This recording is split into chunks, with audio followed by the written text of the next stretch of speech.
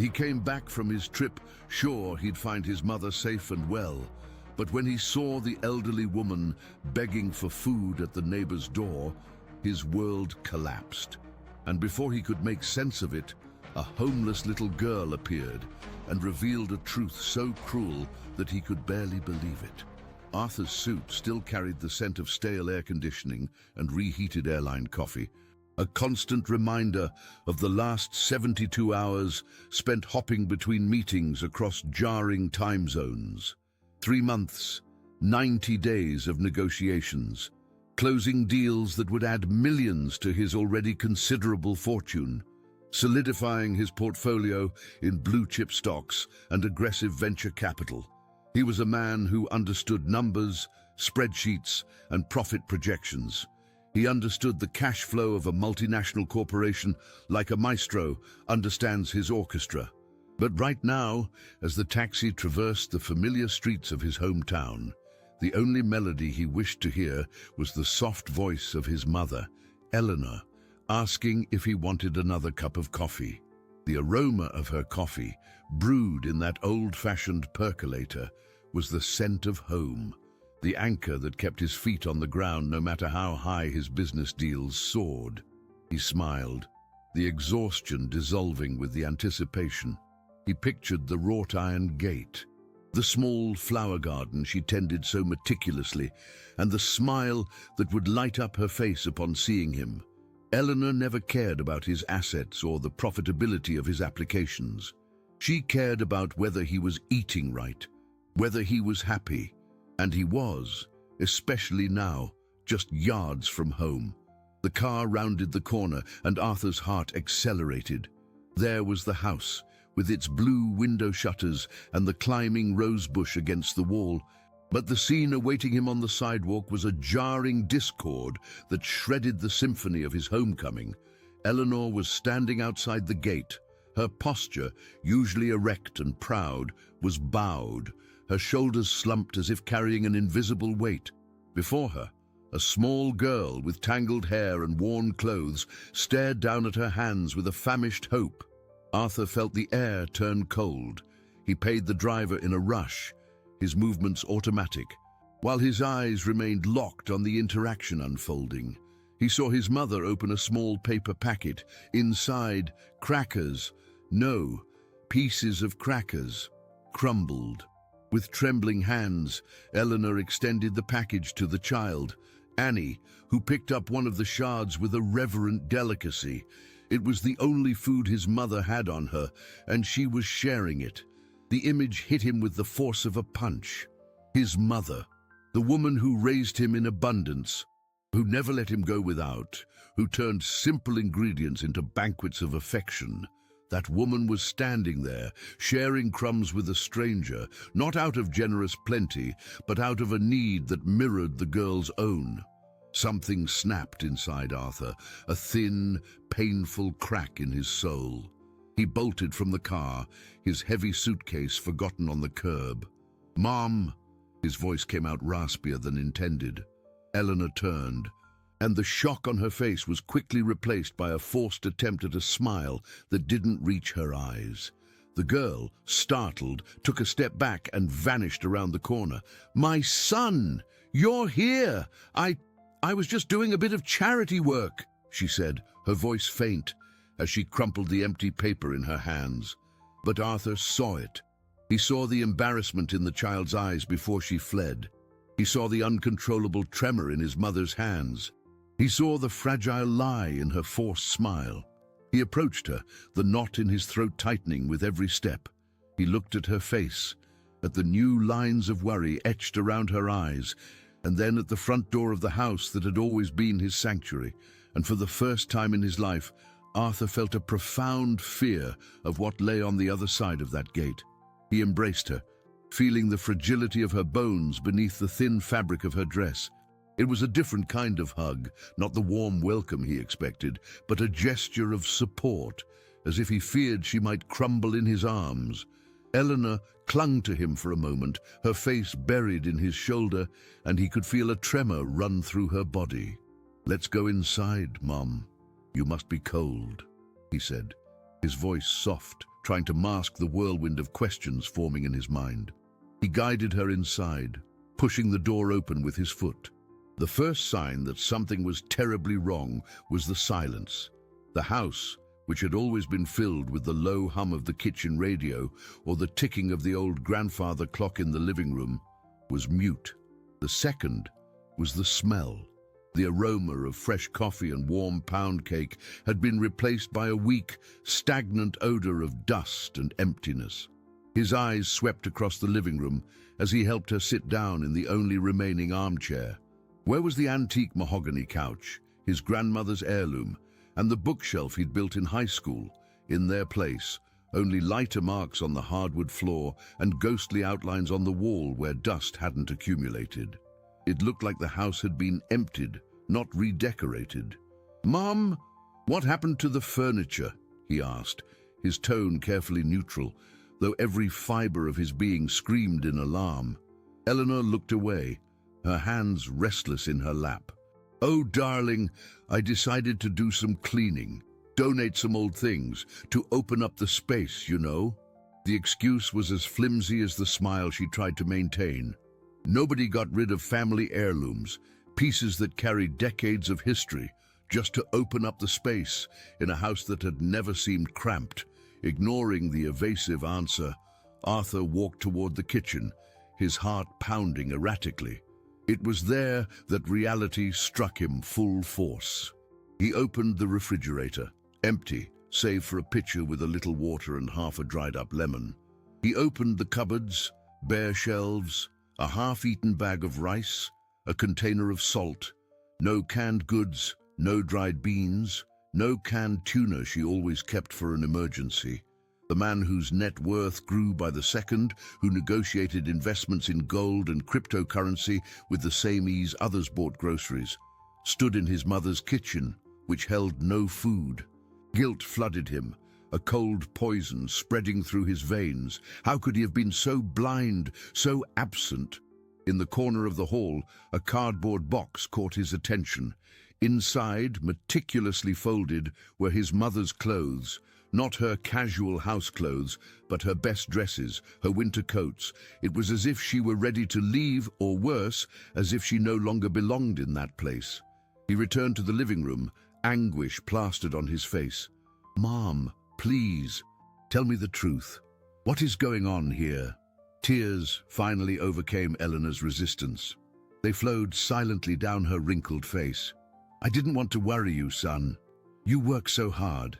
You have your own problems," she whispered, her voice choked. "This isn't a problem. It's a catastrophe. Why didn't you call me? Why didn't you ask for money?" "It was just a rough patch," she insisted, wiping her tears with the back of her hand.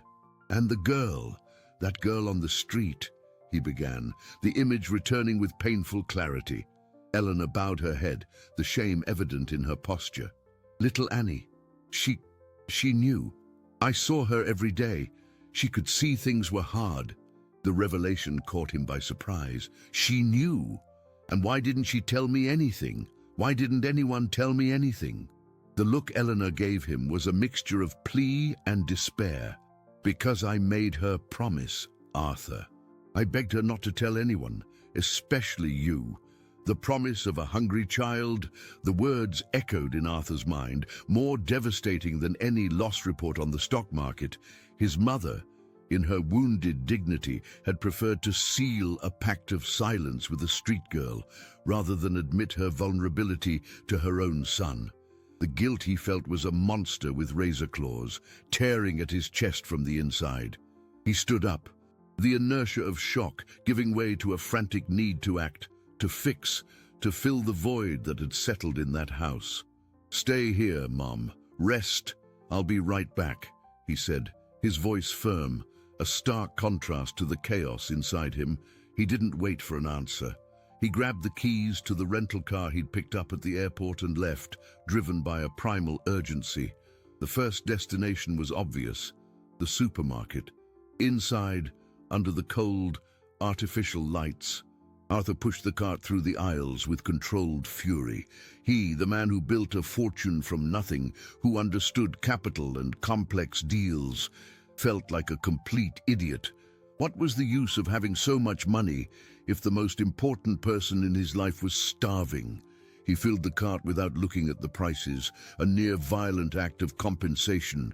Bags of rice, beans, pasta, cans of tuna, olive oil, cartons of milk, cheeses, fruits, vegetables. He bought her favorite crackers, the special coffee blend, the chocolate she only ate on holidays. Each item was a small penance, an attempt to erase the past weeks of neglect. He paid for everything in cash, a stack of bills that made the checkout clerk's eyes widen. To him, it was just paper. The real value lay in what that paper could restore. When he returned, the house seemed a little less bleak. Eleanor had opened the windows, and a soft breeze circulated, carrying away some of the stagnant smell. She watched him unload the bags, her eyes still red but with a flicker of relief. Together, in a silence charged with meaning, they put away the groceries. The cupboards, once empty and echoing loneliness, were now full. The refrigerator, previously a white tomb, hummed with the promise of life and food. Arthur felt a momentary relief, the illusion that the problem could be solved with a simple financial transaction. But he knew the hole was much deeper.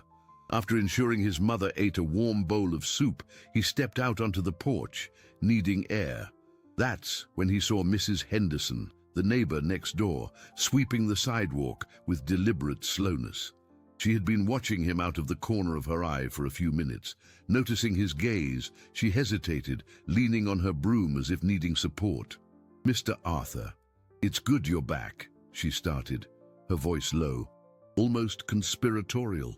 "Your mother is a gem, you know. Such a sweet soul." Arthur simply nodded, waiting.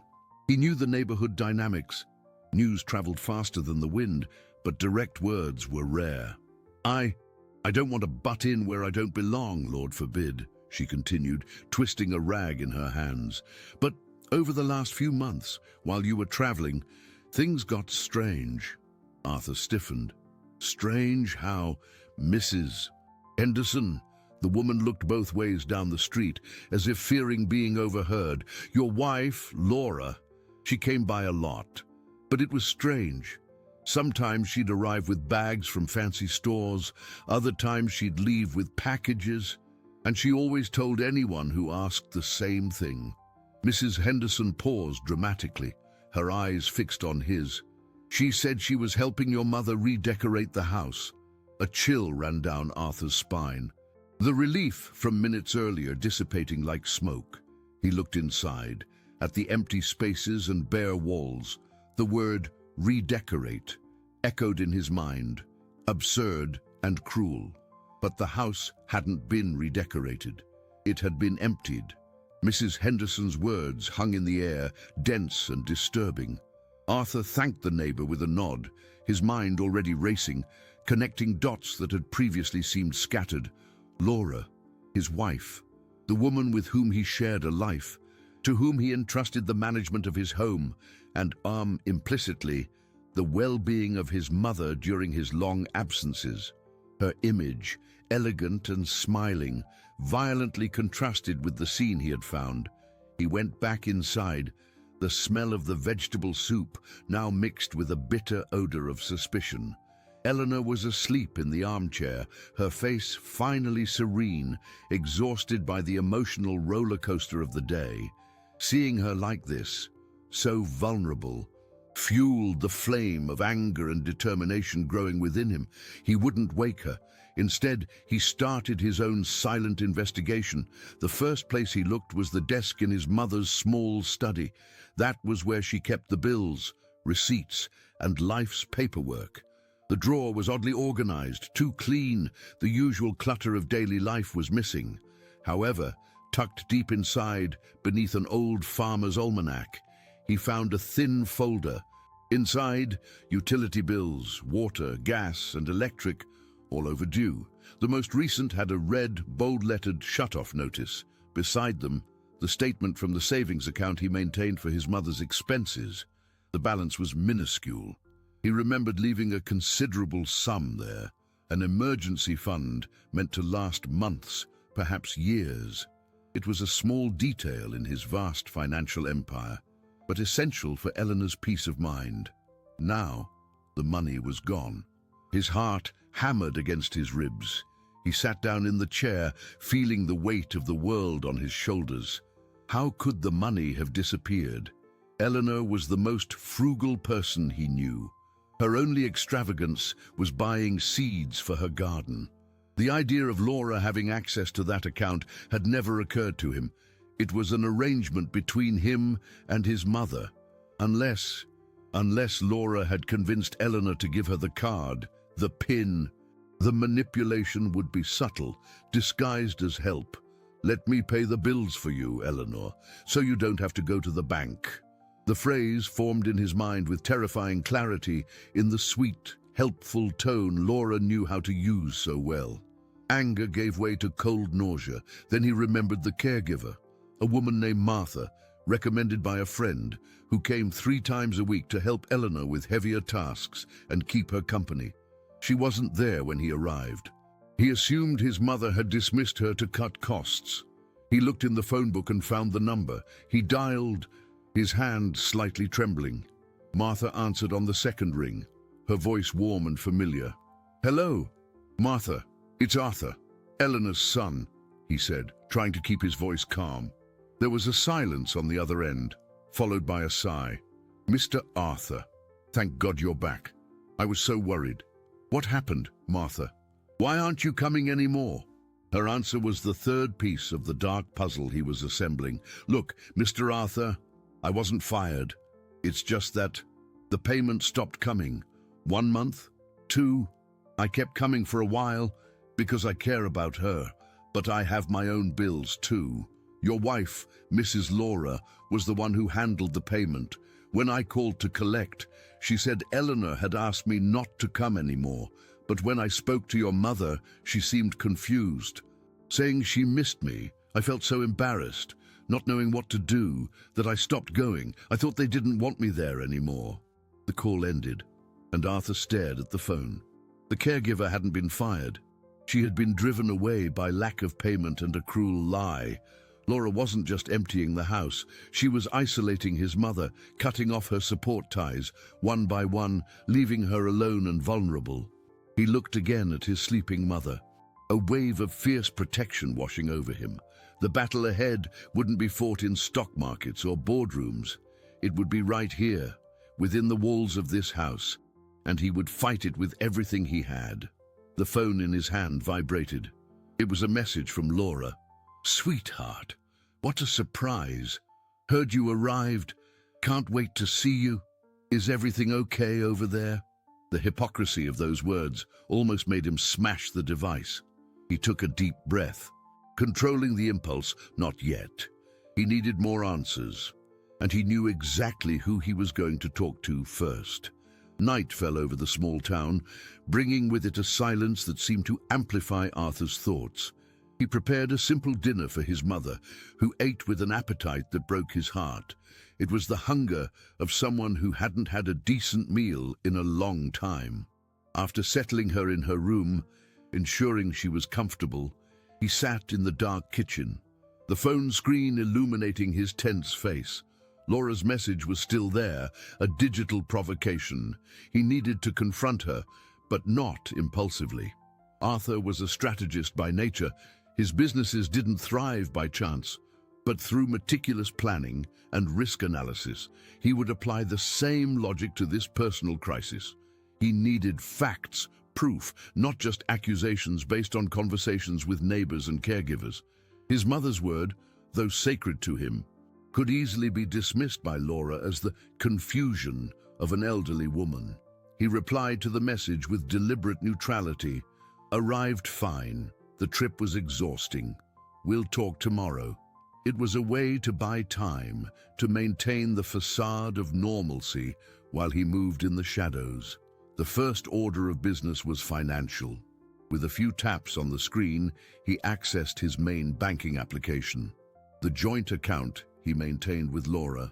His eyes scanned the statements from the last 3 months, and what he saw took his breath away. There was a series of withdrawals and transfers that he didn't recognize. They weren't the usual expenses: groceries, their home utilities, the rent for their city apartment. They were large amounts directed to luxury stores, designer boutiques, and, most alarmingly, transfers to accounts of people he had never heard of. Each transaction was a small betrayal, a blow to his trust. Money, to him, was a tool, a means to ensure security and comfort. In Laura's hands, it seemed to have become a weapon. His gaze settled on a series of recurring transfers to a specific account. The account holder's name meant nothing to him. Intrigued, he searched the name online. The results led him to social media profiles. A man, flaunting an opulent lifestyle, expensive cars, trips, designer clothes. There was no apparent connection to Laura, but the coincidence of the transfer dates and the extravagant posts was too suspicious to ignore. Arthur felt a bitter taste in his mouth. The betrayal might be even deeper than he imagined. Beyond the diversion of his capital, there was the possibility of infidelity that made everything more sordid. He saved the information, his cold, analytical mind taking control over the emotional pain. This was evidence, an important piece. The next day, he woke up early, before sunrise. He found his mother in the kitchen, brewing coffee in the old filter pot. The familiar smell comforted him, a small fragment of the lost normalcy. "Good morning, son," she said, with a fragile smile. There was more color in her face. A night of sleep and a decent meal had worked a small magic. He wouldn't burden her with his discoveries yet. Instead, he focused on another key piece of the puzzle: the girl, Annie. After coffee, he went outside, the morning air still crisp. It wasn't hard to find her. She was sitting on the low wall in the small park across from the church, drawing on a piece of cardboard with a shard of charcoal. He approached slowly, so as not to startle her. "Hi, Annie, remember me? I'm Eleanor's son." The girl looked up, her eyes large and suspicious. She just nodded, hugging her knees. Arthur crouched down to her level. "I wanted to thank you for staying close to my mom. She really likes you." A tiny sparkle appeared in her eyes. "She's good," the girl whispered, her voice almost inaudible. "She gave me crackers." "Annie," he continued, his voice soft, "did you see people taking things from my mum's house? Boxes, furniture?"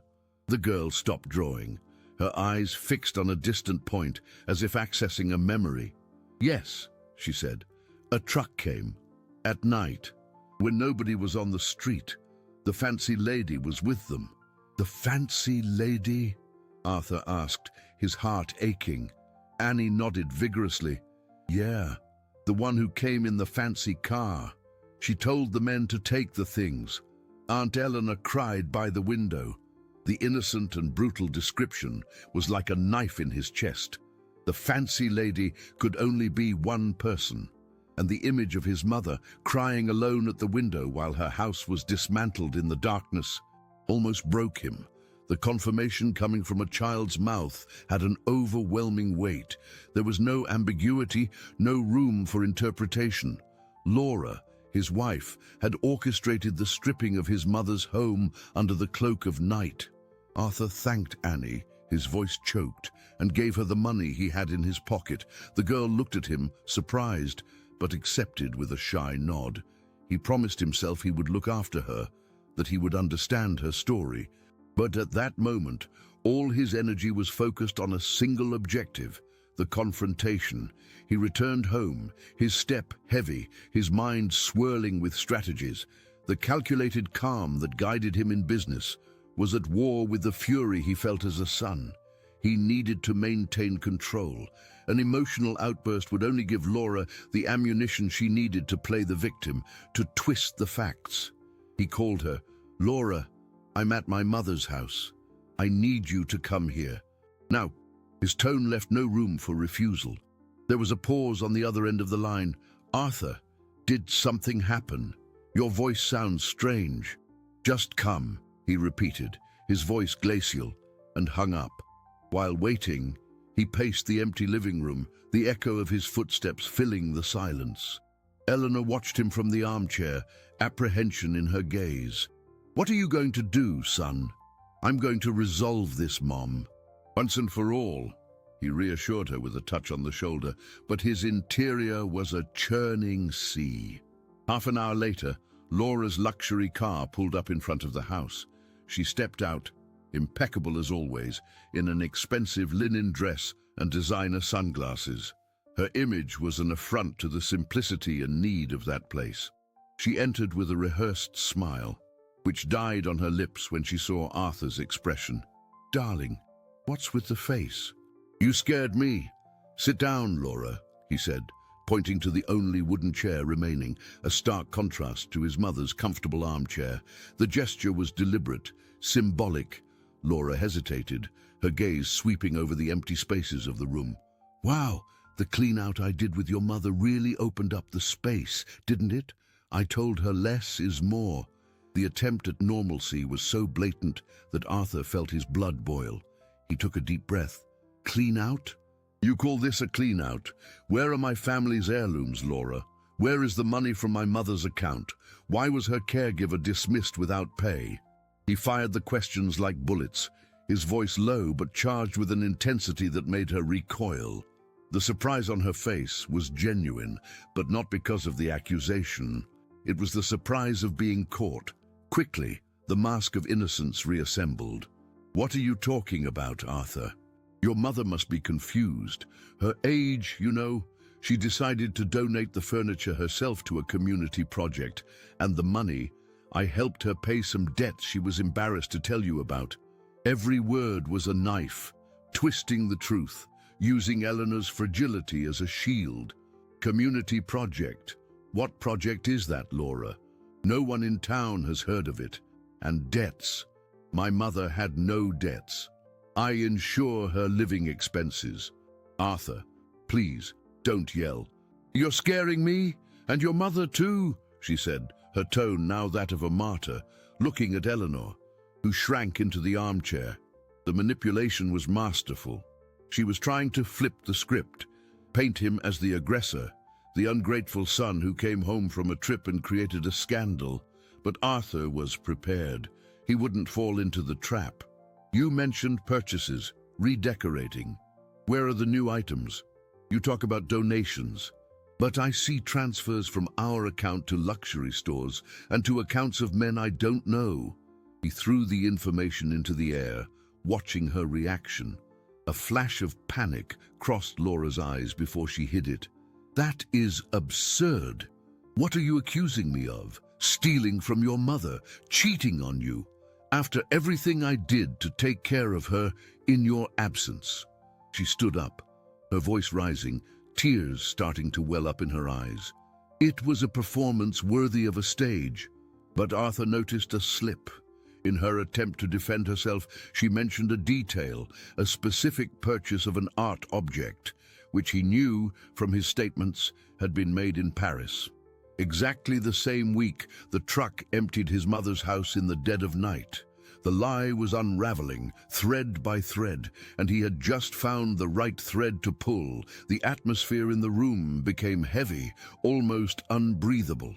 The mention of the art purchase in Paris was a tactical error, a detail too specific amidst vague denials. Arthur latched onto it, his sharp negotiator's mind seeing the opening. He didn't expose her immediately. Instead, he changed tactics, adopting a falsely conciliatory tone, a strategy he used to disarm opponents in business meetings. "Maybe you're right, Laura. Maybe I'm tired from the trip, interpreting things wrongly." The sudden shift caught her off guard. The rehearsed tears stopped, confusion plastered on her face. She expected a fight, a heated argument, not a surrender. "Of course, darling," she said, seizing the apparent advantage. "We're all under stress. Your mother isn't well. You just got back. Let's go back to our house, rest, and talk calmly." That was exactly what he wanted her to think. "Yes, let's go. Mom, I'll be back later to stay with you, okay?" he said, kissing Eleanor's forehead. She looked at him, puzzled. He was leaving her there, alone with her fears, but it was a strategic retreat, necessary for the next move. Back at their own house, an oasis of luxury and modern design, Laura visibly relaxed. She poured him a drink, her behavior returning to normal, chatting about social events and weekend plans. Arthur listened to her, his head throbbing, every word sounding hollow and false. He was playing a dangerous game, pretending to believe her lies while his mind worked frantically. While Laura was in the shower, he acted. He went to her home office, a space he rarely frequented. The room was a reflection of her personality, organized, elegant, but impersonal. He didn't know exactly what he was looking for, but he felt the answer was there somewhere. He started with the drawers, sifting through credit card statements and receipts. He found receipts for the luxury purchases he'd seen in the joint account, hidden under a stack of fashion catalogs. It was proof of premeditation, the attempt to conceal the spending, but it still wasn't enough. His intuition led him to a bookshelf. They were volumes on art and design, most untouched. He ran his fingers over the spines, one by one. One seemed slightly out of place. He pulled it out. It was heavy, a hardcover book on Renaissance architecture. And behind it, almost perfectly hidden in the shelf's shadow, was a manila envelope. His heart pounded. With trembling hands, he opened the envelope. Inside were no letters or photos, but a document, a contract for the promise of sale and purchase. Arthur read the first lines, and the floor seemed to disappear beneath him. The document authorized the sale of a portion of the lot where his mother's house stood. The lot was large, valuable, the biggest on the street. A family asset he would never dream of selling. It was a solid investment, safer than any stock or treasury bond. He scanned the document to the end, his breath caught in his throat. There it was, in the seller's field, his signature, or rather, a near-perfect imitation of his signature, the calligraphy, the pen pressure, the slant of the letters. It was a masterful forgery. Next to it, the signature of a buyer he didn't know, and the date, 2 weeks ago. The revelation was devastating. This wasn't about mismanagement, impulsive spending, or even an extramarital affair. This was a heist, cold, calculated, and ambitious. Laura wasn't just diverting his money. She was liquidating his assets, dismantling his patrimony piece by piece behind his back. The sale of that land would be the first step in eroding the foundation of his fortune, the inheritance of generations. His mother's fragility, the emptying of the house, everything fit together. They were distractions, smokescreens to conceal the true plan. And the worst part was the signature. The forgery was so precise that he knew she must have practiced, perhaps for weeks, studying his documents, his contracts, transforming a symbol of trust into a tool of betrayal. He heard the shower turn off. He folded the contract, put it in his pocket, and left the office, closing the door silently. The game was over. Now, the war would begin. Arthur returned to the living room, the contract in his pocket weighing like an anchor in his soul. The adrenaline of the discovery gave way to a cold clarity. He looked around, at the expensive art objects, at the designer furniture he and Laura had chosen together. Everything now seemed like a farce, a stage set for a play in which he was the only one who didn't know the script. When Laura emerged from the bedroom, wrapped in a silk robe, with a relaxed smile, he felt a profound detachment, as if looking at a stranger. "Feeling calmer, honey?" she asked, her voice soft. Arthur stared at her, the mask of normalcy finally falling from his face. "Where did you learn to forge my signature, Laura?" he asked, his voice devoid of any emotion. Her smile wavered, the color draining from her face. For a second, the confusion seemed genuine, but it was quickly replaced by the contained panic of someone caught red-handed. What are you talking about? What signature?" Arthur took the contract from his pocket and placed it on the glass coffee table. The paper looked like a verdict. This contract, the sale of part of my mother's property, with my signature. Laura looked at the document as if it were a serpent. She stammered, trying to formulate a defense. That's not mine. I don't know what this is. Someone must have planted it here to incriminate me. The denial was pathetic, desperate. Who, Laura? Who would enter our office to plant a fake sales contract, a document that financially benefits an unknown buyer, but whose funds, I bet, would be traced back to an account you control? His ruthless logic cornered her. She changed tactics, switching from denial to personal attack, a classic maneuver of someone out of arguments. You're doing this to get rid of me. You always treated me like an accessory to your business life. You always left me alone while you traveled the world making your fortune. I sacrificed my life for you. The accusation was a grotesque distortion of reality. He had always included her in everything, given her unlimited freedom and resources. The sacrifices he now saw had all been his own. I gave you a world, Laura, and you used it to try to destroy mine. The final sentence hung between them, definitive. There was nothing more to be said. He turned and left, leaving her standing in the middle of the room, the contract on the table like a tombstone for their marriage. He drove back to his mother's house, the anger giving way to a deep, exhausting pain. The financial betrayal was immense, but the emotional one was what annihilated him. Years of trust, intimacy, shared plans, all revealed to be a lie. Upon arrival, he found Eleanor awake, waiting for him in the armchair. Her gaze was pure anguish. Did she hurt you, son? She asked. Her concern focused on him, even after everything she had endured. Arthur knelt before her and held her hands. No, Mom. No one is going to hurt us anymore. In that moment, he made a silent promise. He would restore not only his mother's pantry, but her dignity, her peace. And he would make Laura pay, not out of revenge, but for justice. In the days that followed, Eleanor's house became his headquarters. He spent hours on the phone, contacting his lawyer, an old family friend named Mr. Thompson, explaining the situation with surgical precision. The lawyer listened patiently, his calm voice on the other end of the line, a balm to Arthur's nerves. It's a delicate situation, Arthur. The forgery needs to be proven by an expert, and the emotional manipulation of your mother will be her word against Laura's. We need more than suspicion. As the legal gears slowly began to turn, Arthur focused on the immediate. He hired Martha back, paying her the overdue months with a generous bonus. The caregiver's presence brought a bit of normalcy and joy back to the house. He also started looking for Annie every day.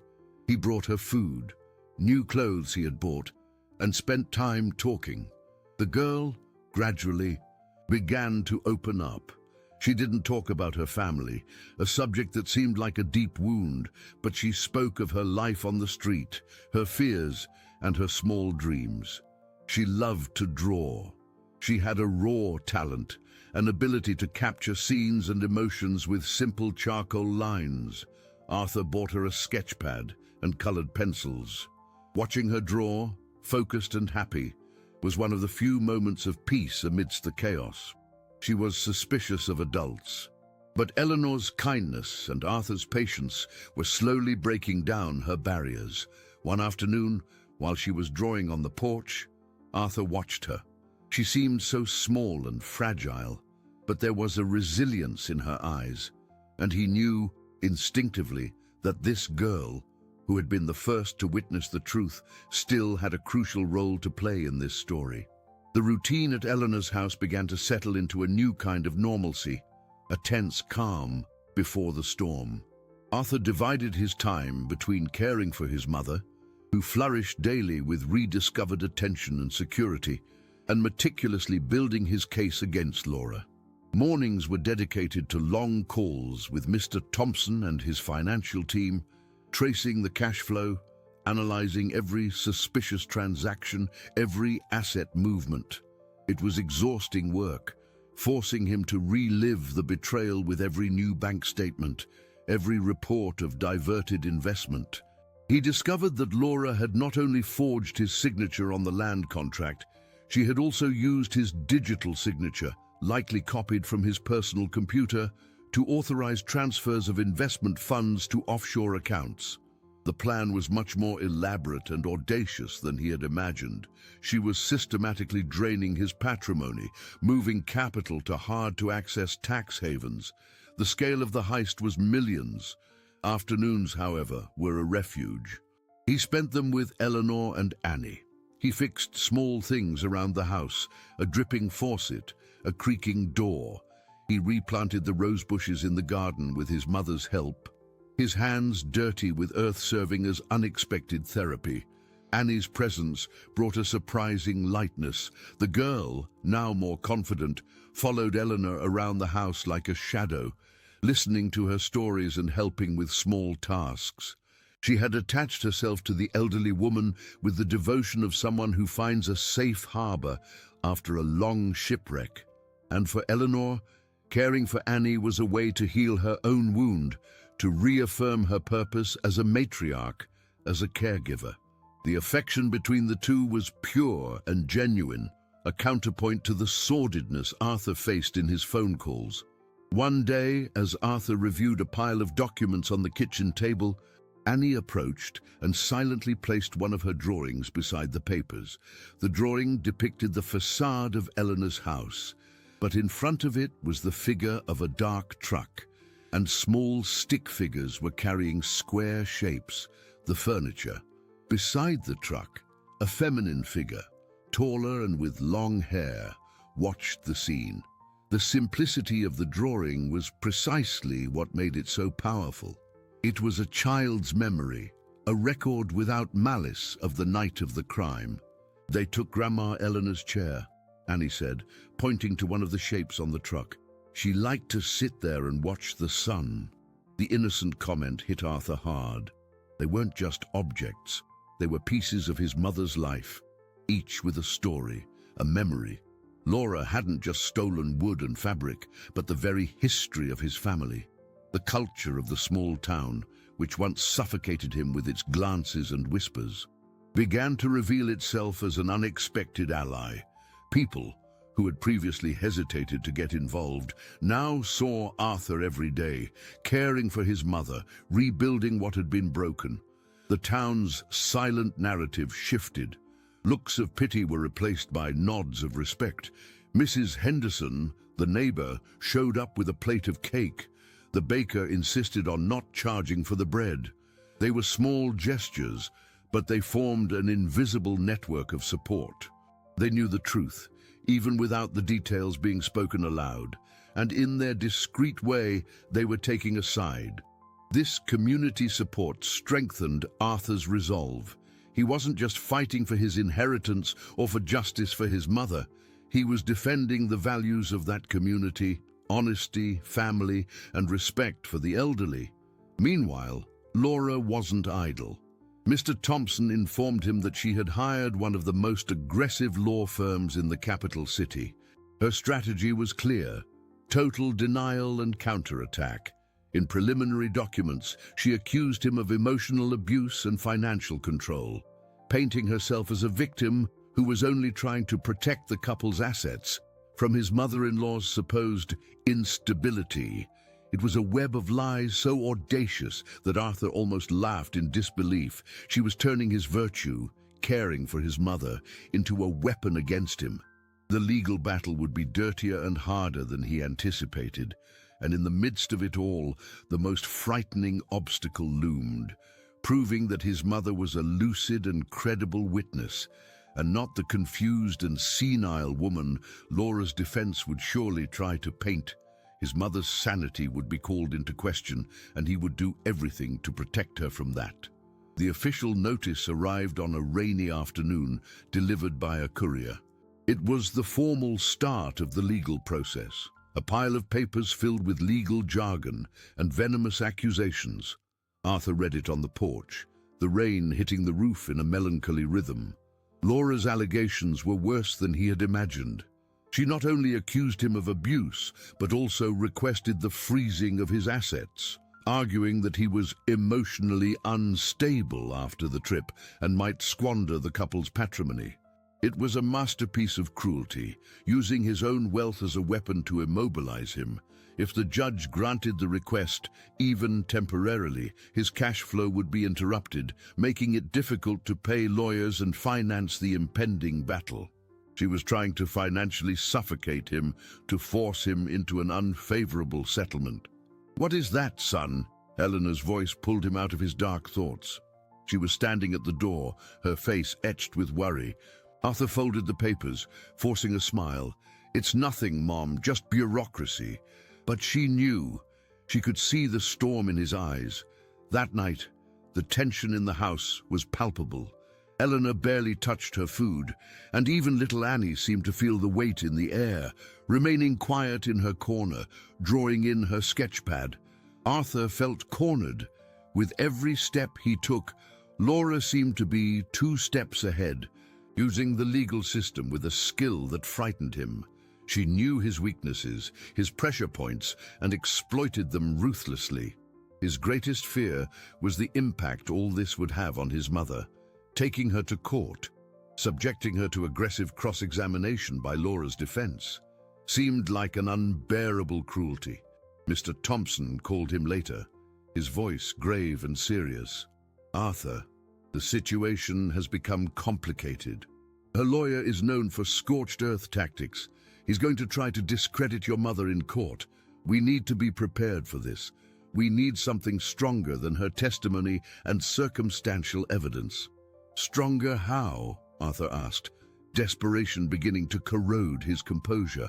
"An eyewitness, someone who saw Laura supervising the removal of the furniture, someone who can corroborate your mother's story and refute the claim of donation." Arthur thought of Mrs.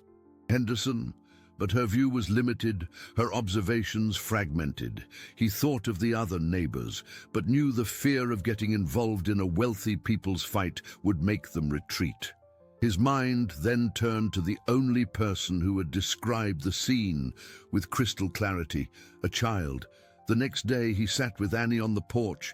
The sun was back out, but Arthur's world remained grey. "Annie," he began, his voice careful, "do you remember what you told me?" "About the truck and the fancy lady," the girl nodded, not taking her eyes off her drawing. "Would you be willing to tell that story to someone else? A friend of mine who is trying to help me." He hated having to ask that. Involving a vulnerable child in his dirty war felt wrong on every level, but Mr. Thompson's words echoed in his head. It was his best, perhaps only, chance. Annie stopped drawing. She looked at him with her large, serious eyes, which seemed to carry a wisdom far beyond her age. "The fancy lady made Aunt Eleanor cry," she said, not as an accusation, but as a statement of fact. "I don't like it when Aunt Eleanor cries." In that simple sentence, Arthur found his answer. Annie's loyalty was not to him, but to Eleanor, to the kindness the elderly woman had offered her without asking for anything in return. This new front in the battle, however, opened another wound. Deepening his relationship with Annie forced him to confront her reality. Why was such a small, intelligent girl living on the streets? He began to ask discreet questions in town. He discovered that Annie's mother had left over a year ago, seeking work in another city, and never returned. The father was unknown. She had stayed with a distant aunt who saw her more as a burden than a child. Annie had fled the mistreatment and found a dangerous freedom on the streets, but one preferable to neglect.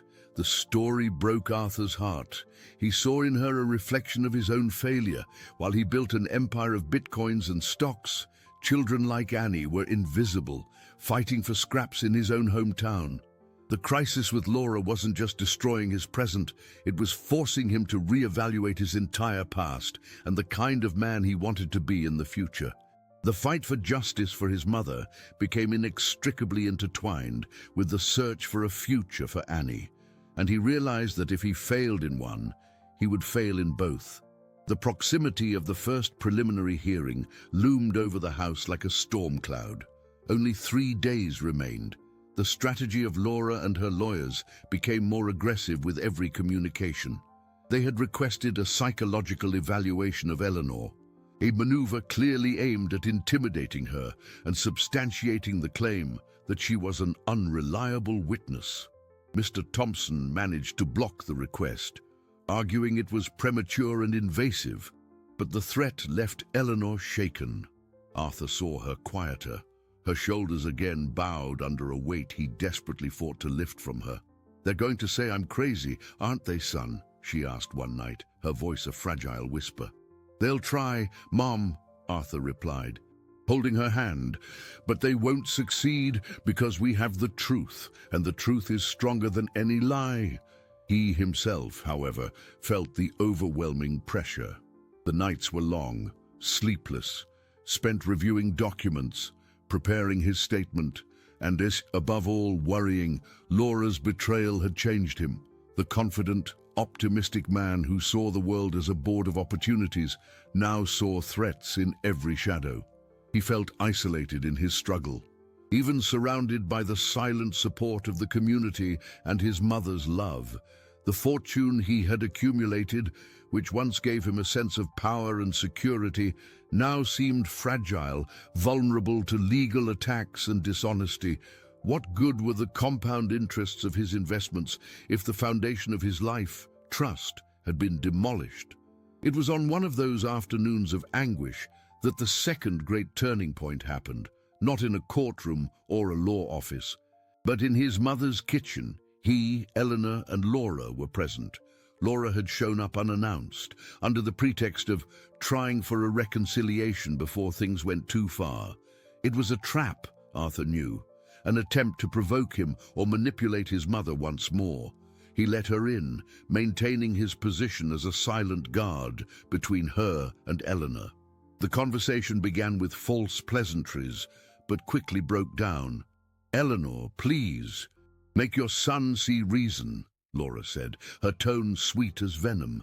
"He's destroying our family over some confusion of yours. I know your memory isn't what it used to be." Eleanor, who had been silent until then, huddled in her chair, raised her head. Something in her gaze had changed. Fragility had given way to a long, dormant strength. "My memory is fine, Laura," she said, her voice surprisingly steady. "I remember every box that was taken from here. I remember your smile while you said it was for the best. I remember going hungry and being ashamed to ask my only son for help because you made me believe I was a burden to him." Laura was taken aback by the direct confrontation. Her mask of compassion fell, revealing a cold rage. "You ungrateful old woman," she hissed, her voice low and sharp. "I gave you attention, took you out, took care of everything for you, and this is how you thank me. Trying to turn my husband against me. You are trying to destroy my marriage." The accusation was the last straw. Eleanor stood up, her hands trembling, but not from weakness, but from righteous indignation. Tears streamed down her face, but her voice did not waver. You destroyed my home. You humiliated me. And now you say I am to blame." The scene was unbearably tense. The only sound in the room, besides the labored breathing of the three people, was the distant whistle of the kettle Arthur had put on the stove and forgotten. The wind rattled the windows, as if nature itself was agitated. And in that moment, Arthur saw the truth with absolute clarity. His mother's pain was not just from the material loss, but from the betrayal of a trust she, in her goodness, had placed in Laura. And Laura's cruelty wasn't just greed, but a perverse desire for power and control over the most vulnerable. The kettle whistled, a shrill sound that cut the heavy silence. The confrontation had reached its climax, and there was no turning back. Arthur stepped between the two, his body tense. "Enough, Laura. Get out of my house." The way he said, "my house," referring to his mother's home, was the final declaration of whose side he was on, and that the war, from that instant, would be total. The day of the preliminary hearing dawned grey and damp, a perfect mirror of Arthur's state of mind. He felt like a ship in the open sea, about to face the perfect storm. He put on his best suit, not out of vanity, but as armor. Beside him, Eleanor wore a simple but dignified dress, her face pale, but her expression determined. The strength she had shown during the confrontation with Laura seemed to have lingered, an ember of resilience that refused to be extinguished. Annie, for her part, was at an impasse. Arthur and Mr. Thompson had decided that forcing her to testify would be too traumatic. The idea was to present her drawings as evidence, using the testimony of a child psychologist to validate the accuracy of her memories. Annie would stay home, cared for by Martha. The girl seemed relieved, but there was a shadow of worry in her eyes as she watched Arthur and Eleanor leave. The courthouse was an old, imposing building, whose cold marble corridors echoed with the hurried steps of lawyers and bailiffs. The hearing room was smaller and more intimate than Arthur had imagined, which made the atmosphere even more stifling. Laura was already there, seated next to her attorney. She wore a sober pantsuit, her hair pulled back in a severe bun, the image of the serious, wronged businesswoman. She avoided Arthur's gaze, maintaining an expression of cold indifference. The judge, a middle-aged man with a tired but discerning look, entered, and the session began. Laura's attorney spoke first. His argument was polished and brutal. He painted a picture of Eleanor as a senile, manipulative elderly woman, suffering from delusions and negatively influencing her son against his devoted wife. He presented bank statements that, taken out of context, showed Laura paying some of the house's bills, framing them as acts of generosity. When it was Mr. Thompson's turn, he was methodical and calm. He presented the proof of the signature forgery, the graphologist's report confirming the fraud with 99% certainty. He presented the statements showing the systematic diversion of funds, the transfers to unknown accounts, the money trail leading to the luxury purchases, and the opulent lifestyle of the mysterious man. With every piece of evidence presented, Laura's mask of calm cracked a little more. Her fingers tapped nervously on the table, a small sign of her internal agitation. The focal point, however, would be Eleanor's testimony. When she was called, she walked to the stand with slow but firm steps. Mr. Thompson guided her with gentle questions, allowing her to tell her story in her own words. She spoke of the loneliness, the way Laura convinced her to hand over the bank card, the furniture disappearing little by little, the hunger and the shame. Her voice was low, but every word carried the weight of truth.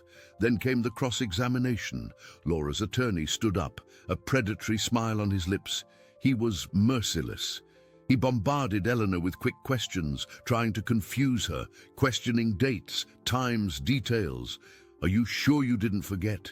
Isn't it possible that you sold the furniture yourself and then regretted it? Arthur clenched his fists beneath the table, his blood boiling with anger. Eleanor, however, remained calm.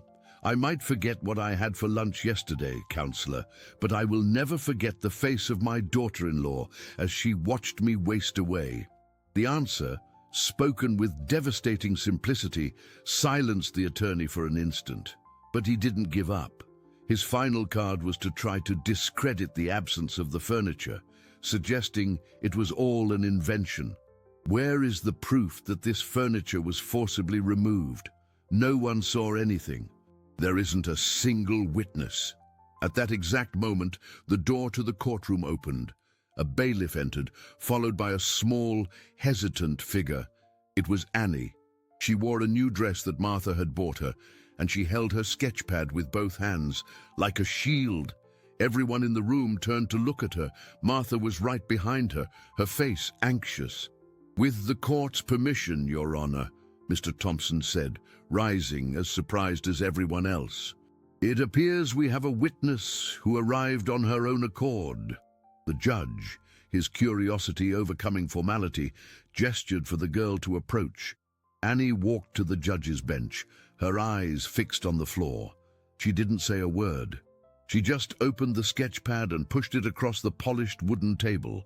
There was the drawing, the dark truck, the stick figures, and the figure of the fancy lady standing beside it, her face expressionless. And, in a detail no one had noticed before, the girl had drawn the truck's license plate, a sequence of letters and numbers scribbled with a child's imperfect precision. The silence in the room was absolute. Laura's attorney looked at the drawing, then at his client. For the first time, Arthur saw genuine fear in his wife's eyes. That innocent drawing was the missing piece, the silent and irrefutable witness that could destroy her entire web of lies. Annie's drawing on the judge's bench irrevocably changed the dynamic of the courtroom. It wasn't just a child's scribble. It was visual evidence, born of pure observation, uncontaminated by adult malice. The judge looked at the drawing for a long moment, then at Annie, who remained standing, small and resolute. He then turned to Laura's attorney, whose objections died on his lips. The innocence of that evidence was more powerful than any legal argument he could formulate. With a sigh that seemed to carry the weight of all the sordidness of the case, the judge made his decision. Given the evidence presented, especially the forensic report on the signature and the consistent nature of the testimonies, I order the immediate removal of Miss Laura Villas-Boas from all marital assets and properties until a complete investigation is concluded. A restraining order is also granted, preventing her from approaching Mrs. Eleanor Villas-Boas. The judge's words rang like thunder in the silent room. Laura turned pale, the shock and defeat finally breaking her facade of indifference.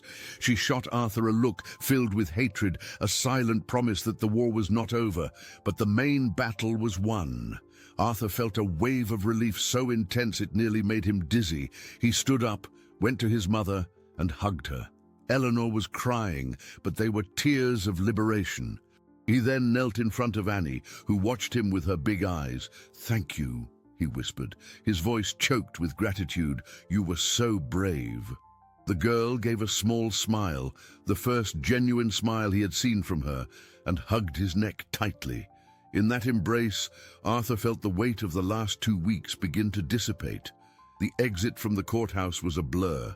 Local reporters, who had caught wind of the scandal involving one of the region's wealthiest families, tried to approach, but Mr. Thompson efficiently waved them off. On the way home, a comfortable silence filled the car. There was no need for words. Eleanor looked out the window, at the streets of her town, as if seeing them for the first time in a long while.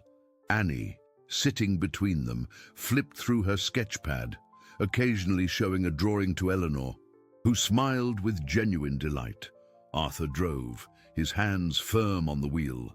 The victory in court was just the beginning. There was a long road ahead, the divorce proceedings, the recovery of diverted assets, the reconstruction of his patrimony. But for the first time, he didn't feel overwhelmed. He knew what he needed to do. Upon arriving home, the atmosphere was completely different. The sun had broken through the clouds, and the afternoon light flooded the living room, making the outlines of the absent furniture seem less ghostly. Martha welcomed them with a hug and a warm snack.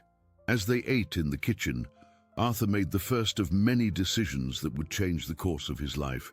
He contacted a social worker he knew, a trusted person, and began the process of becoming Annie's legal guardian. It wouldn't be easy. There would be bureaucracy and challenges, but he was determined to give that girl the stability and love that had been denied her. She would no longer be invisible. In the following days, Eleanor's house transformed. Arthur hired a team to buy new furniture, not to replace the old, but to create new memories.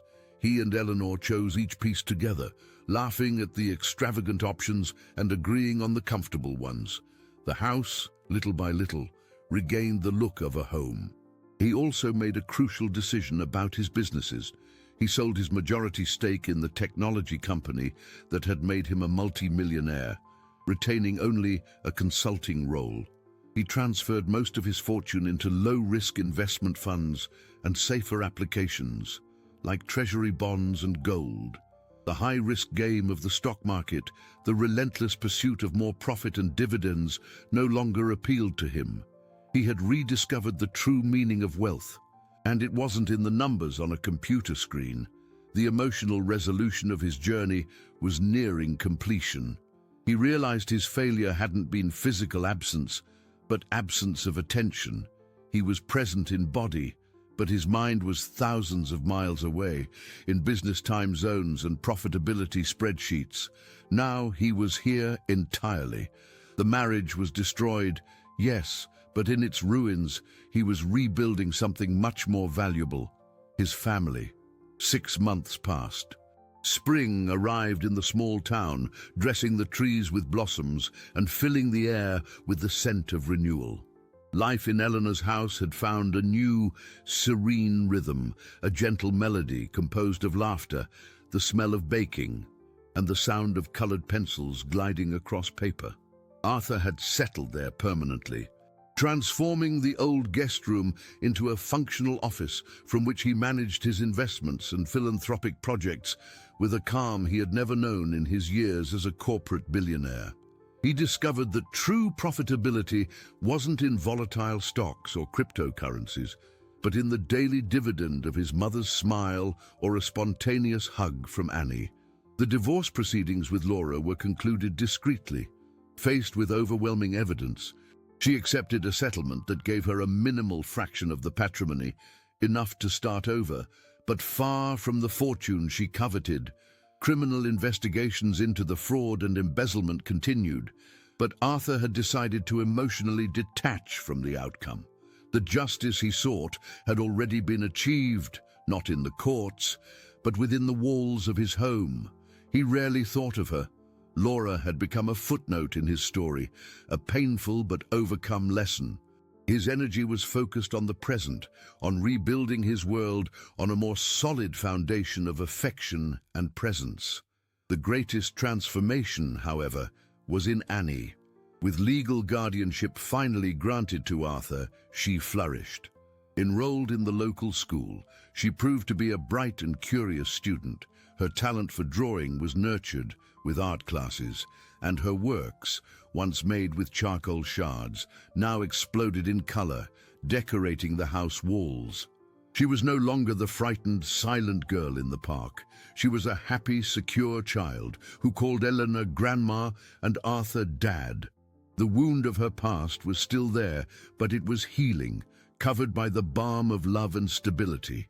For Arthur, caring for Annie was the greatest redemption. It was proof that he could, indeed, protect those he loved, that his strength resided not in his capital, but in his heart. On a sunny Saturday afternoon, Arthur was on the porch, watching Eleanor and Annie tend to the garden. They were planting new daisy seedlings, their hands dirty with earth, their laughter echoing through the air. The setting sun cast a golden light over the scene, painting everything in warm tones of orange and rose. He thought of the image that had greeted him in that same spot months ago. His mother, fragile and downcast, sharing crumbs with a hungry child. The pain of that memory still existed, but now it was overlaid by this new image, a scene of abundance, not of material goods, but of life, connection, and happiness. The house, once emptied by greed, was now overflowing with love. Eleanor looked up and smiled at him, a genuine smile that illuminated her entire face. In that instant, Arthur understood the deepest lesson of his journey. True fortune was not something to be accumulated in bank accounts or stock portfolios. It wasn't in gold, dollars, or deals closed on the other side of the world. True wealth was this moment. It was the security in his mother's eyes, the carefree laughter of a child who had learned to dream again, the warmth of the sun on his face. It was the certainty that, after the storm, he had not only survived, but learned to navigate, guided by a new map, where the only treasures that mattered were family, loyalty, and the simple yet profound joy of being present. The smell of fresh coffee drifted from the kitchen, mixing with the perfume of the flowers. He was finally home.